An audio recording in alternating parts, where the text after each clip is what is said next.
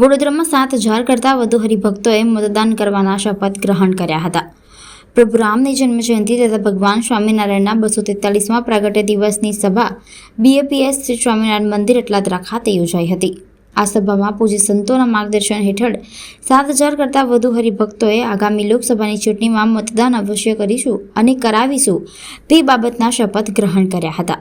BAPS દ્વારા હરિભક્તોને મતદાન અવશ્ય કરવા અને કરાવવા અંગેના શપથ લેવડાવ્યા હતા.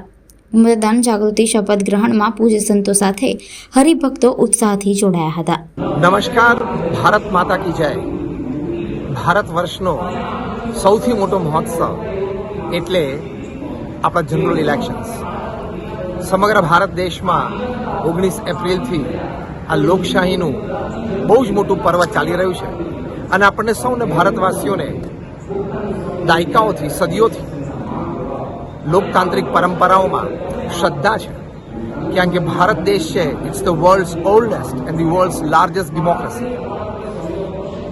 સમગ્ર વિશ્વમાં દરેક આ ઇલેક્શન્સ અત્યારે જોઈ રહ્યા છે ત્યારે આપણે એક નાગરિક તરીકે આપણી ફરજ છે કે આપણા દેશના વિકાસ માટે આપણે આપણો અભિપ્રાય જરૂર વ્યક્ત કરવો જ જોઈએ.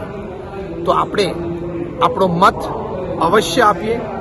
જ્યાં પણ આપણને શ્રદ્ધા હોય, આપણી વિચારધારા હોય, પણ આપણે આપણું એક કોન્સ્ટિટ્યુશનલ રાઇટ છે એ આપણે ચોક્કસ એક્સરસાઇઝ કરવો જોઈએ. દેશનો વિકાસ જ્યાં રહેલો છે, ધર્મમાં શ્રદ્ધા જ્યાં રહેલી છે, જ્યાં ટ્રેડિશન કલ્ચર મેન્ટેન થાય છે, એવા લોકોને આપણે દેશની સેવામાં જોડીએ આપણા મત દ્વારા, જેથી દેશનું ભવિષ્ય ખૂબ સુંદર, ખૂબ ઉજ્જવળ અને ખૂબ મજબૂત રહે. તો 7મી મે આપણા ગુજરાત રાજ્યમાં આ વોટિંગની શરૂઆત થાય છે. તો આપણે સૌ આપણા પડોશી, આપણા મિત્રો, આપણા સગાવાલાને આની માટે ચોક્કસ પ્રેરીએ કે આપણે આ લોકશાહીના આ મહોત્સવમાં રંગે ચંગે ભળવાનું છે. દરેકને પ્રેરણા કરીએ અને આપણા વર્તુળોમાંથી તમામ આ વોટિંગમાં મતદાનમાં જોડાય એવો આપણે ચોક્કસ પ્રયત્ન કરવાનો છે.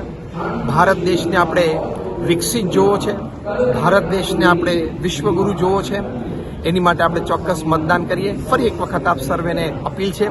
આજે અહીંયા BAPS સ્વામિનારાયણ મંદિર અટલાદરા ખાતે આ શ્રીહરિ જયંતિ રામનવમીના પર્વ નિમિત્તે લગભગ 5,000 થી 7,000 હરિભક્તોએ આ પ્રતિજ્ઞા લીધી છે.